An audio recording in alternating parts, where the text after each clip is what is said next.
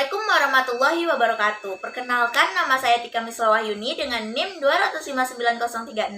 Kali ini saya akan mempresentasikan materi manajemen retail tentang materi pertemuan 12 dan materi pertemuan 13. Nah, materi pertemuan 12 ini membahas tentang desain dan layout toko retail. Sedangkan materi pertemuan 13 ini adalah membahas tentang layanan pelanggan dan manajemen hubungan pelanggan retail. Selamat menyaksikan. Yang pertama yaitu desain, layout, dan toko retail. Nah, yang pertama adalah peranan desain dan layout toko. Peranan desain dan layout toko ini adalah untuk dapat menarik pelanggan untuk mengunjungi lokasi, meningkatkan waktu yang konsumen habiskan di toko ataupun di situs, dan meningkatkan jumlah barang yang mereka beli. Memiliki efek jangka panjang adalah untuk membangun loyalitas pelanggan terhadap retail dengan meningkatkan citra merek pengecer dan memberikan pengalaman belanja terhadap situs yang mereka kunjungi secara berulang. Kemudian memudahkan konsumen dalam mencari merchandise. Yang selanjutnya yaitu elemen-elemen desain toko. Ada beberapa elemen utama dalam desain toko ini yang terdiri dari yang pertama adalah tata ruang. Tata ruang itu merupakan aspek komunikasi visual dari sebuah toko. Tata ruang ini harus memanjakan setiap mata yang melihat ataupun menarik secara visual. Ada 5 elemen dalam desain ruang ini yaitu seperti display, signage, grafik, dan merchandising, serta point of sale atau POS. Yang kedua adalah pencahayaan. Elemen pencahayaan ini terdiri dari teknik penataan cahaya, model pencahayaan. Yang ketiga adalah warna. Penggunaan warna yang tepat akan memberikan kepercayaan bahkan mendorong konsumen untuk tanpa berpikir panjang membuat keputusan pembelian di toko tersebut. Selanjutnya ada musik, serta yang kelima ada aroma, dan yang terakhir ada suhu ataupun temperatur.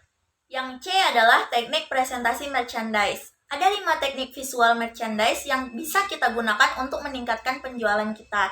Yaitu yang pertama adalah menggunakan grafik yang menarik dan menangkap pada pelanggan.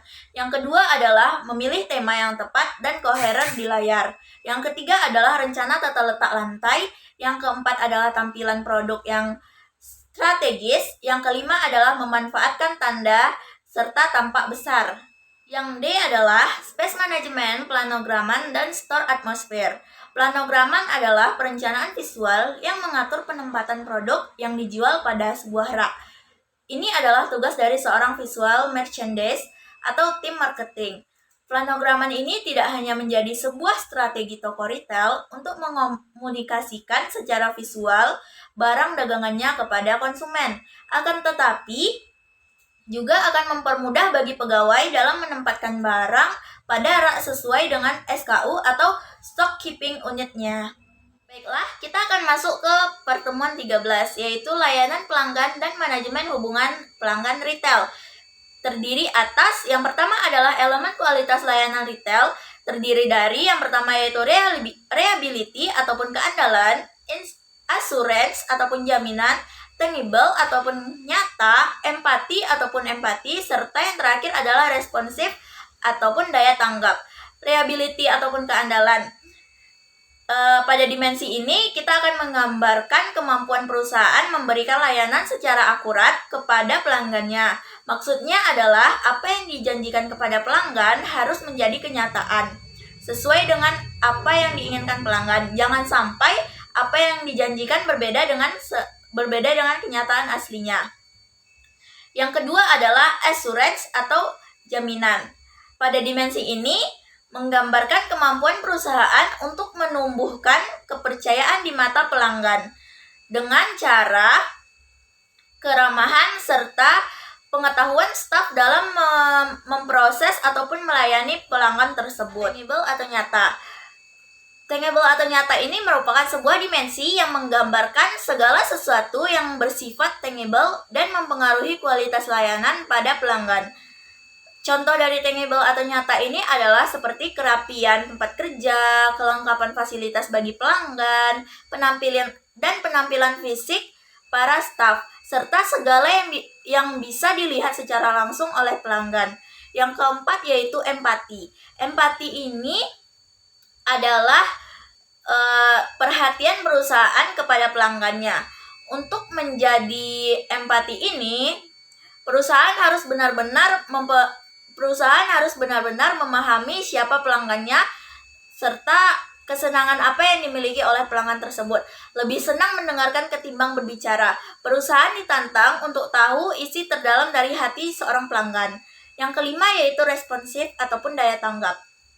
Di dimensi ini, kita bisa melihat bentuk tindakan responsif serta cepat tanggap dan tepat waktu untuk menghadapi seorang pelanggan. Perusahaan yang lincah dapat memberikan solusi atas persoalan serta kesulitan yang dialami pelanggan-pelanggannya.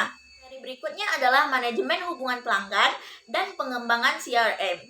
Manajemen hubungan pelanggan ini lebih menekankan kepada pengumpulan informasi dan data pelanggan, informasi dan pola pembelian mereka, serta melibatkan penyediaan informasi yang dikumpulkan ke departemen yang diperlukan dan departemen yang terkait. Ini membuat layanan pelanggan merupakan sebuah komponen penting dari CRM itu sendiri. Manajemen hubungan pelanggan ini adalah sebuah sistem informasi yang terintegrasi dan yang digunakan untuk merencanakan, menjadwalkan, dan mengendalikan aktivitas-aktivitas pra-penjualan dan aktivitas pasca penjualan dalam sebuah organisasi. CRM ini melingkupi semua aspek yang berhubungan dengan calon pelanggan dan pelanggan saat ini. Termasuk di dalamnya adalah pusat panggilan ataupun call center, tenaga penjualan ataupun sales force, pemasaran, dukungan teknis ataupun technical support, dan layanan lapangan atau field service. Demikian presentasi materi pertemuan 12 dan materi pertemuan 13 dari saya. Apabila ada kesalahan saya mohon maaf. Wabillahi taufiq wal hidayah. Assalamualaikum warahmatullahi wabarakatuh.